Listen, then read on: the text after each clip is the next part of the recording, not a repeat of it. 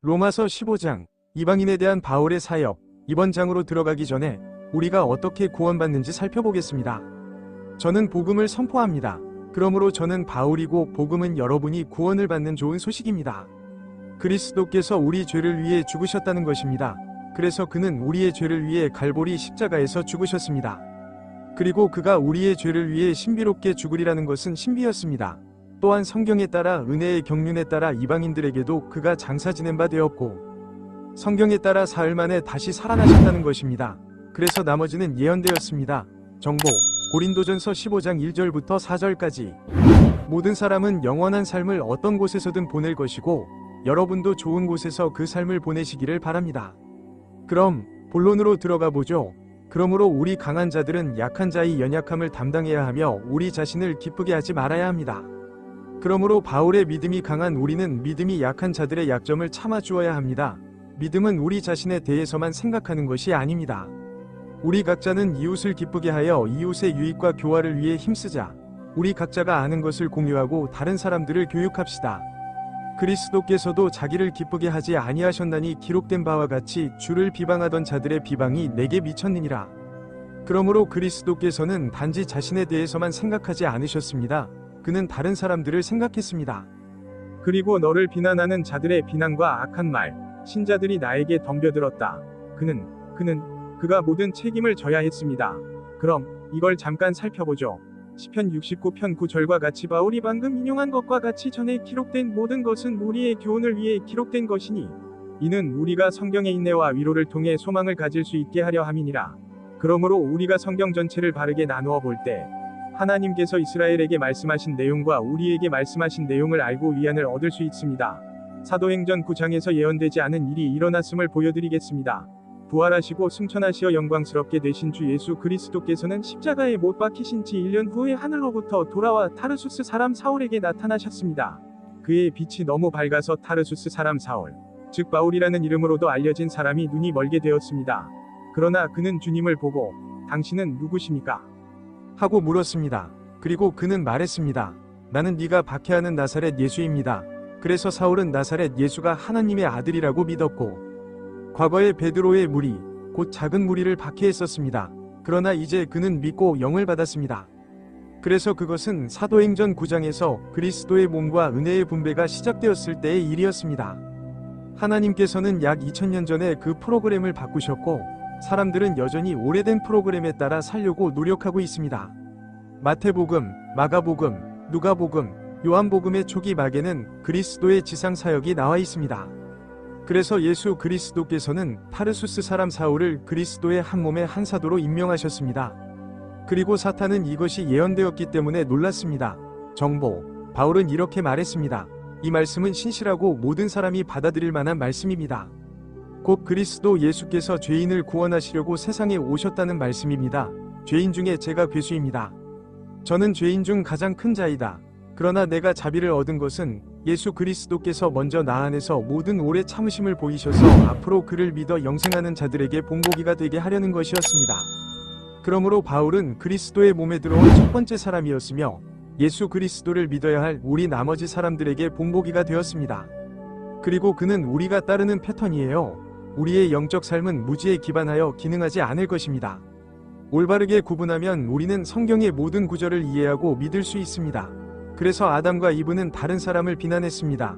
아담은 하와를 비난하였고 하와는 하나님의 유일한 법을 어긴 것에 대해 뱀을 비난하였습니다. 하지만 주님은 이렇게 말씀하셨습니다. 아버지, 그들의 책임을 나에게 돌리시고 그들에게 나의 위로움을 보여주십시오. 그래서 그는 책임을 졌습니다.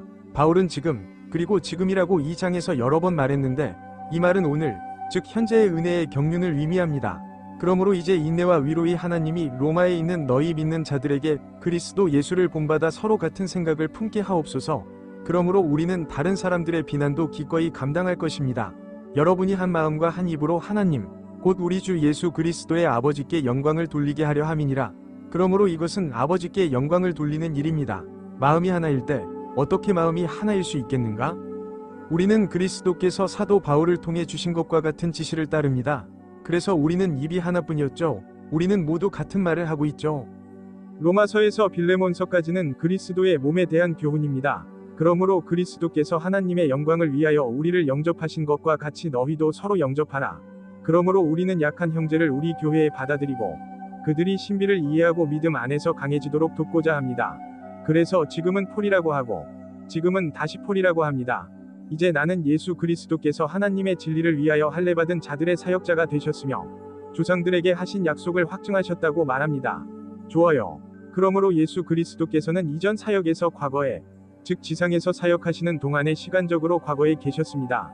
그는 하나님의 진리를 위해 유대인에게 할례를 베풀고 조상들에게 한 약속을 확증하기 위해 오셨습니다.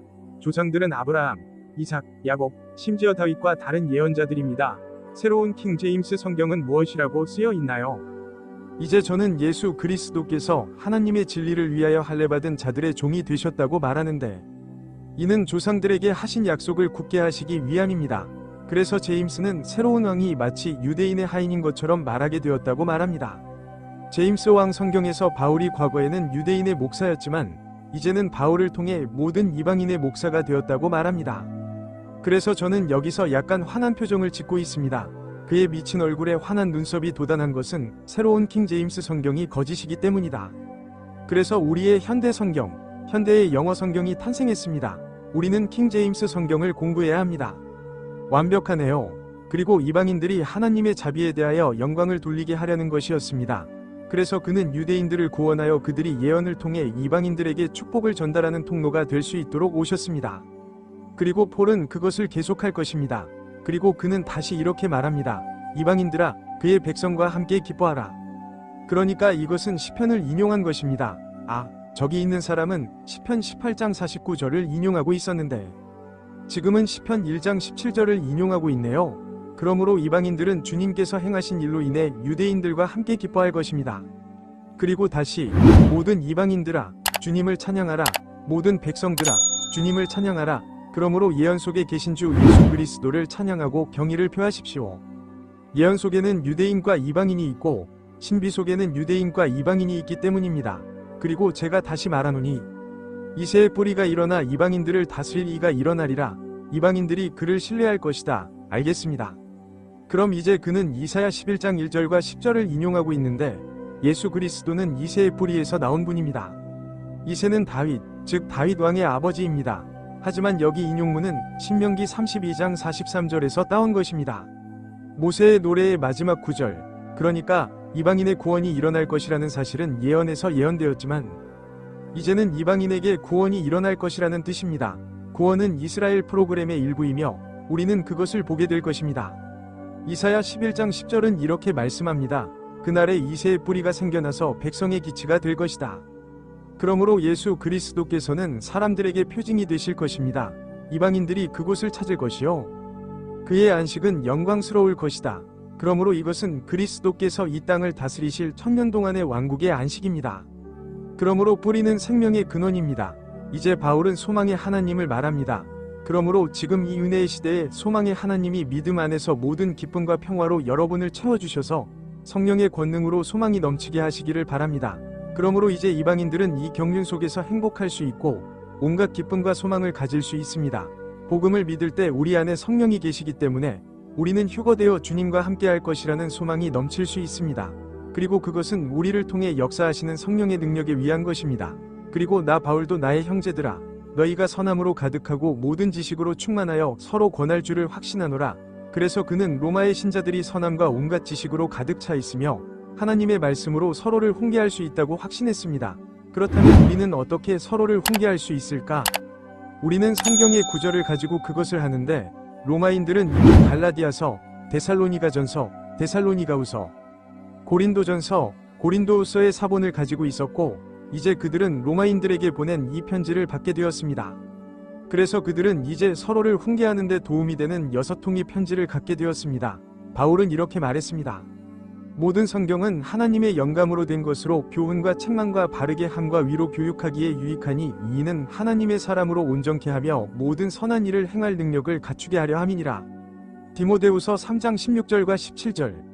그러므로 모든 성경의 기초가 되는 교리는 로마서에 담겨 있습니다. 그래서 성경에서 하나님께서는 로마서를 먼저 쓰시고 고린도서를 책망하시고 갈라디아서를 교정하시는 것입니다. 그러므로 성경의 순서는 우리의 유익을 위한 것입니다. 그러나 형제들아, 저는 하나님께서 나에게 주신 은혜로 말미암아 너희를 생각나게 하려고 더욱 담대히 여러 가지로 썼노라. 그러니까 바울은 예수 그리스도의 영감을 받아 이 글을 쓴 것입니다. 그는 이방인의 사도라는 권위를 갖도록 임명받았기 때문입니다. 그래서 그는 하나님께서 주신 은혜를 받았습니다. 제가 해야 할 일은 이방인들에게 예수 그리스도의 목사가 되어 하나님의 복음을 전하는 것입니다. 그래서 그는 이방인들에게 예수 그리스도의 사역을 전하는 사람입니다. 우리가 바울이 이방인들에게 한 사역에 대해 이야기했으니까요. 그러므로 예수 그리스도께서는 할례받은 자들, 곧 유대인들을 위한 목사이셨습니다. 하지만 바울은 신비시대의 이방인들에게 예수 그리스도의 사역자였으며 그는 하나님의 복음을 전했는데 그 복음은 예수 그리스도께서 우리 죄를 위해 죽으시고 장사되시고 부활하셨다는 것입니다. 이방인을 제물로 드리는 일이 받아들여지게 하려는 것이었습니다. 성령으로 거룩하게 됨. 거룩함은 우리 안에 성령이 계시기 때문에 구별된다는 것을 의미하며 우리는 이 땅에서뿐만 아니라 미래에도 하나님의 봉사를 위해 헌신하게 된다는 것을 의미합니다. 그러면 피터에 대해 잠깐 이야기해 보겠습니다. 베드로는 작은 무리의 일원이었습니다. 두려워하지 마십시오. 작은 무리여, 그것이 바로 그것입니다. 당신의 아버지께서는 당신에게 왕국을 주시는 것을 기쁘게 여기십니다.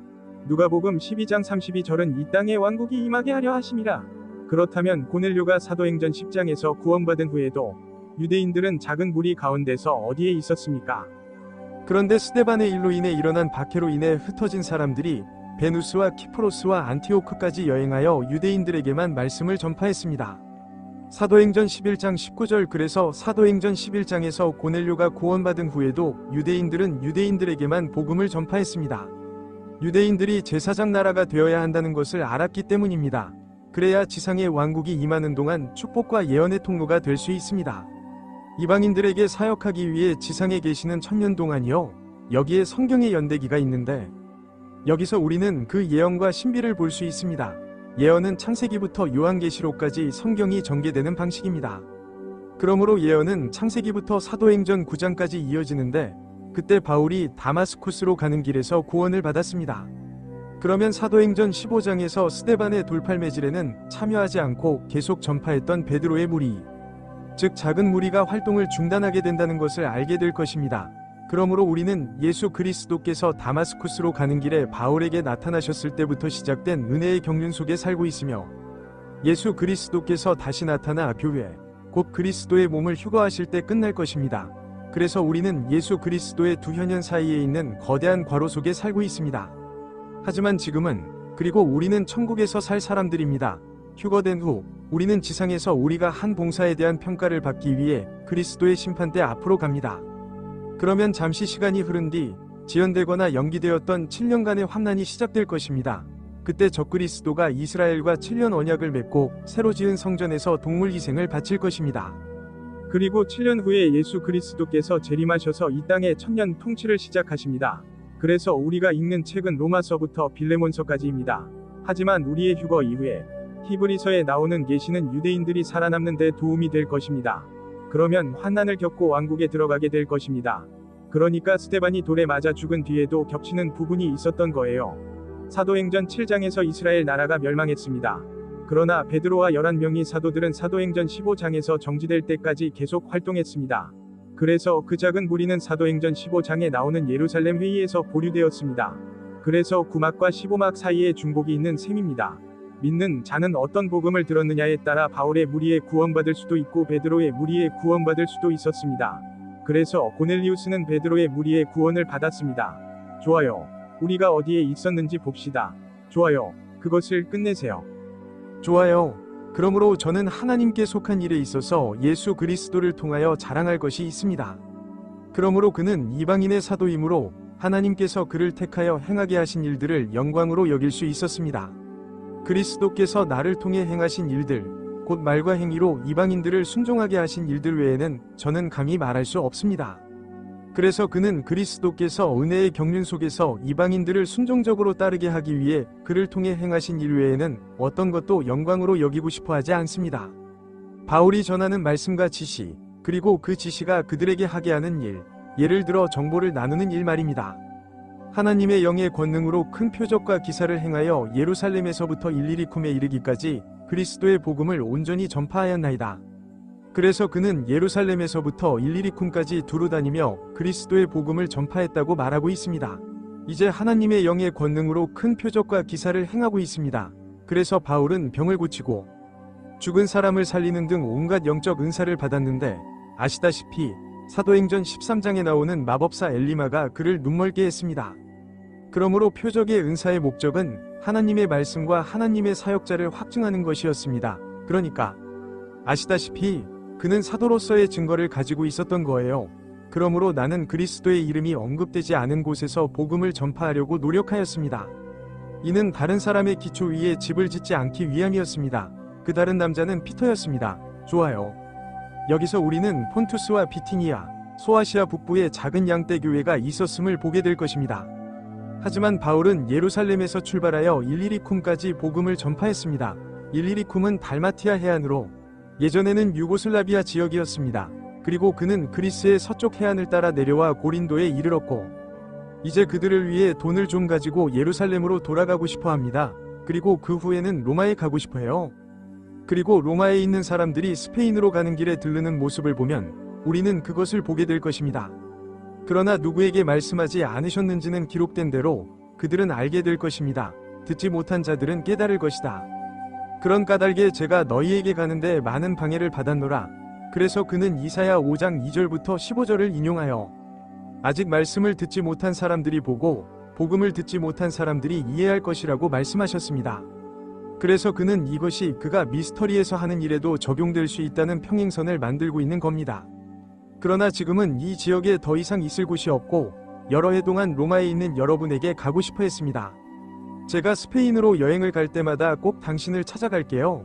저는 여행 중에 당신을 만나고 당신의 말씀으로 그곳으로 가는 길을 안내받을 수 있기를 바랍니다. 먼저 제가 여러분의 회사에 대해 어느 정도 만족감을 느낀다면 그래서 그는 그곳으로 끌려갈 것입니다. 스페인에 가서 그들과 함께 시간을 보낸 후 그 회사의 소식을 전했습니다. 그러니 그는 그곳이나 로마에서 많은 시간을 보내지는 않겠지만 어느 정도는 보낼 겁니다. 그래서 그는 그 모든 분야에서 설교하는데 너무 바빠서 방해를 받았습니다. 하지만 이제 이 지역에 더 이상 있을 곳이 없습니다.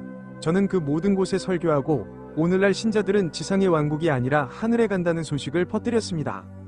그는 그들에게 갈 시간이 있어요.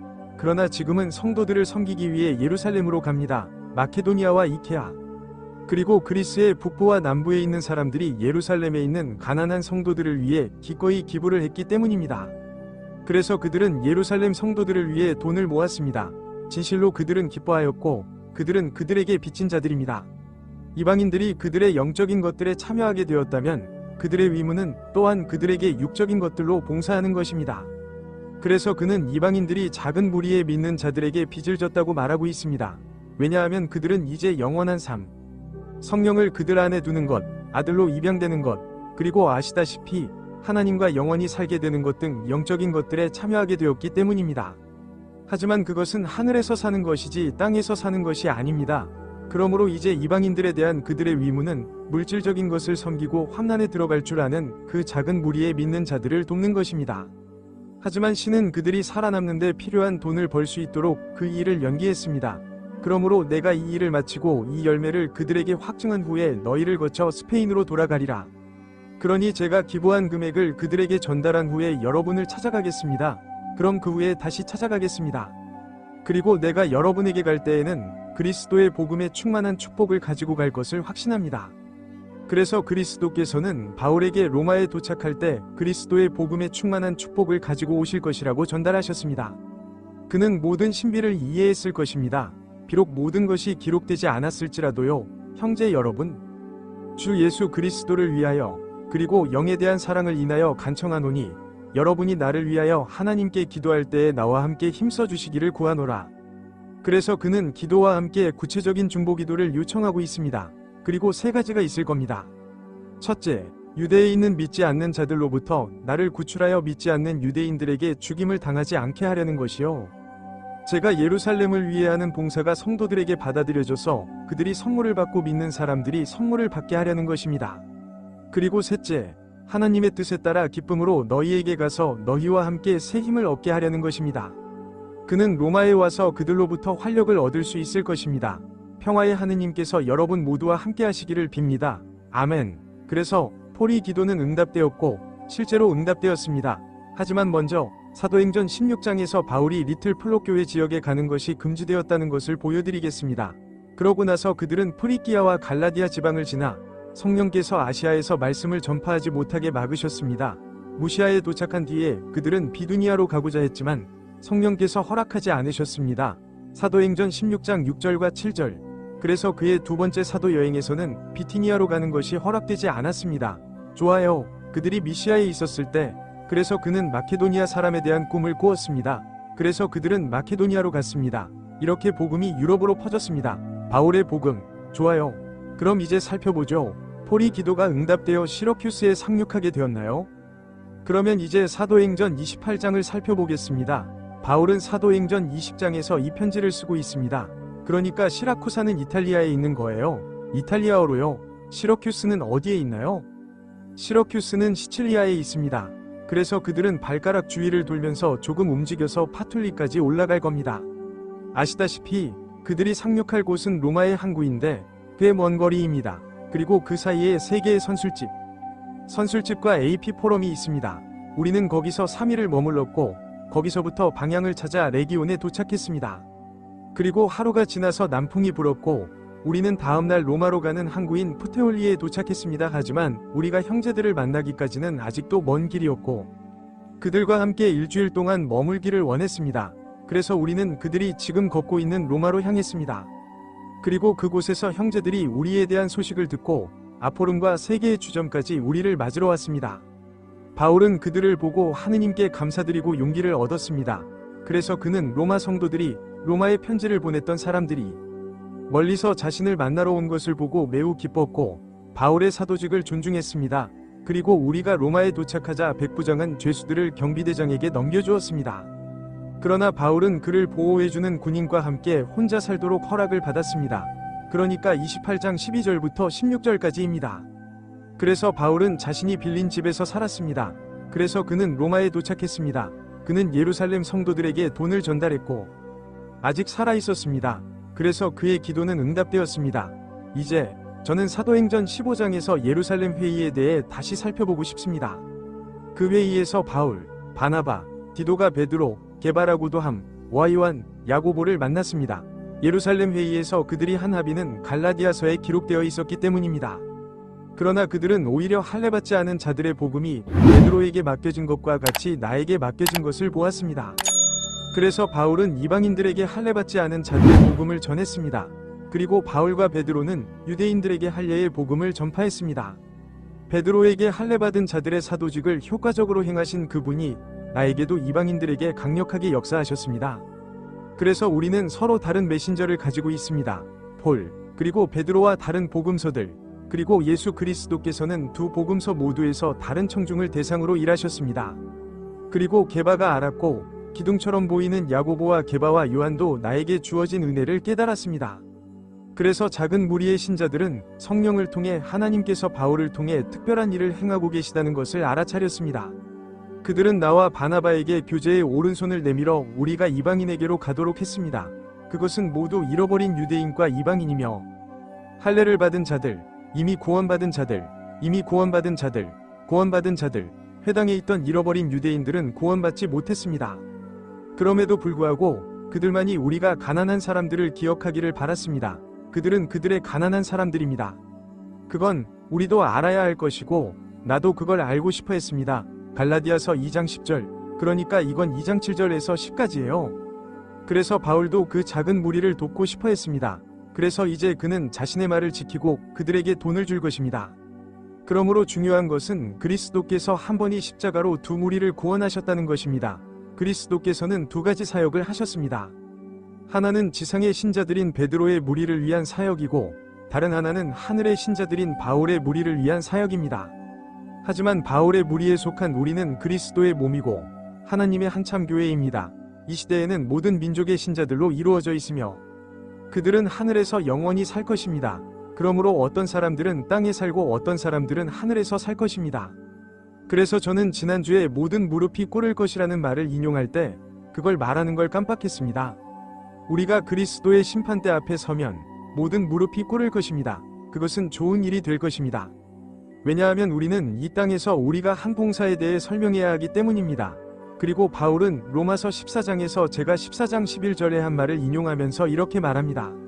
제가 살아있는 것과 같이 주께서 말씀하시되 모든 무릎이 내게 꿇을 것이요 모든 혀가 하나님께 자백하리라 하셨느니라. 그래서 모든 무릎이 예수 그리스도께 꿇게 될 것입니다. 좋아요. 그리고 이사야서에서 인용한 말씀입니다. 말하여라 그들을 가까이 데려오너라. 그렇다. 그들이 함께 의논하게 하라. 고대부터 이것을 선포한 사람은 누구인가? 그때부터 누가 그것을 말했는가? 저는 주님으로서 대문자를 전혀 사용하지 아니하였나이다. 여호와여. 나 외에 다른 신이 없나니 저는 공의로운 하나님이요 구원자이시라. 나 외에는 아무도 없습니다. 그는 유일한 신이시며 구원자이십니다. 저는 나 자신을 두고 맹세했습니다. 내 입에서 위로운 말씀이 나갔으니 돌아오지 아니하리니 모든 무릎이 내게 꿇고 모든 혀가 맹세하리라. 좋아요. 그래서 그 모든 예언은 바로 거기에 있습니다. 모든 무릎이 주 예수 그리스도께 꿇고 그분께 영광을 돌릴 것이라는 것입니다.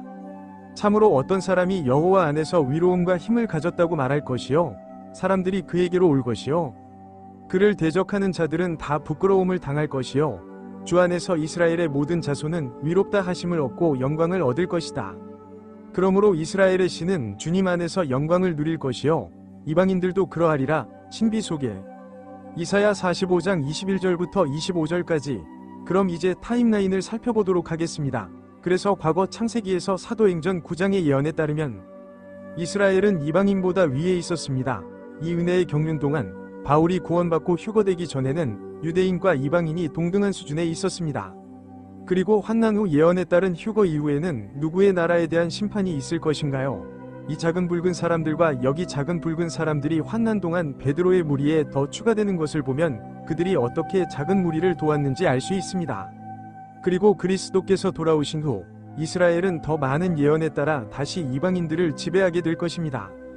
그래서 하나님께서는 이스라엘의 계획을 일시적으로 연기하시고 은혜의 경륜을 삽입하셨습니다. 좋아요. 그러므로 우리는 유대인의 명절이 전혀 우리에게 속하지 않는다고 말함으로써 서로를 꾸짖을 수 있습니다. 그리고 우리는 또한 나라들에 대한 심판에 대해서도 이야기할 수 있습니다. 그러므로 민족에 대한 심판은 이방인에 대한 심판이기도 합니다. 그때 왕은 오른편에 있는 자들에게 말씀하실 것이다. 나의 아버지께 축복받은 자들아, 와서 세상 창조 이래 너희를 위해 준비된 왕국을 상속받으라. 마태복음 25장 34절. 그러면 이방인들은 어떻게 그런 왕국을 가질 수 있을까요?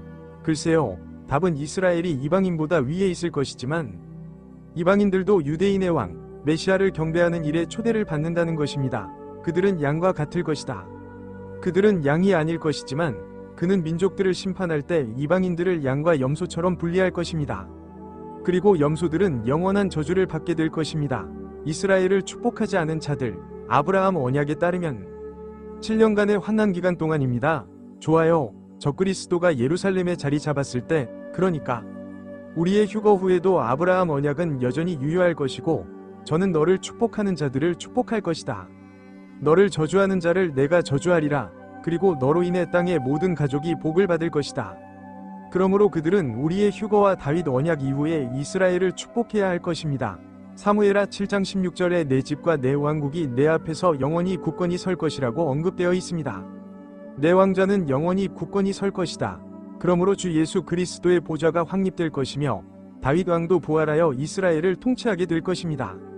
주 예수 그리스도께서 이 땅을 다스리시는 동안, 그리고 그러나 바울은 우리에게 이렇게 말했습니다. 형제들아, 저는 여러분이 이 신비를 모르기를 바라지 않습니다. 그렇게 하지 않으면 여러분은 스스로 지혜롭다고 생각할 것입니다. 로마서 11장 25절에 따르면 이방인의 충만함이 이루어질 때까지 이스라엘에게는 부분적으로 그러한 눈이 멀게 되었습니다. 그러므로 일시적으로만 눈이 멀게 되었고 그 이유 중 하나는 유대인들이 구원을 받고 지금 당장 천국에서 영원한 삶을 누릴 수 있기 때문입니다. 이 신비는 이방인들이 천국에서 살 수 있는 새로운 기회입니다. 그럼 우리는 무엇을 하고 있는가? 그리고 하늘로부터 그의 아들을 기다리시니 곧 죽은 자 가운데서 살리신 예수시니 이 예수는 다가올 진노에서 우리를 구원해 내셨습니다. 그러므로 우리는 예수님께서 나타나셔서 다가올 진노, 곧 7년간의 환난에서 우리를 구원해 주시기를 기다리고 있습니다. 환난이 시작되기 전에 우리를 데려가 주세요. 그러면 예수 그리스도께서는 이 땅에 계실 때 무엇이라고 말씀하셨습니까? 그리고 그가 그를 불렀을 때 그는 예수께서는 제자 12명을 부르시고 그들에게 더러운 영을 쫓아내고 온갖 질병과 각종 병을 고치는 능력을 주셨습니다. 그래서 12사도들은 이방인의 길로 가지 말라는 말을 들었습니다. 예수께서 이 12제자를 보내시며 명령하시되 이방인의 길로 가지 말고 사마리아인의 성읍에도 들어가지 말고 오히려 이스라엘 집에 잃어버린 양들에게로 가라 하시니라. 그래서 12명은 잃어버린 세바의 집으로 갔습니다. 그곳에는 진짜 양, 잃어버린 양이 있었고 그 양들을 찾아서 왕국에 들어갈 수 있도록 하려고 했습니다. 마태복음 10장 5절부터 6절까지. 그리고 가나안 여인에게는 이렇게 말씀하셨습니다.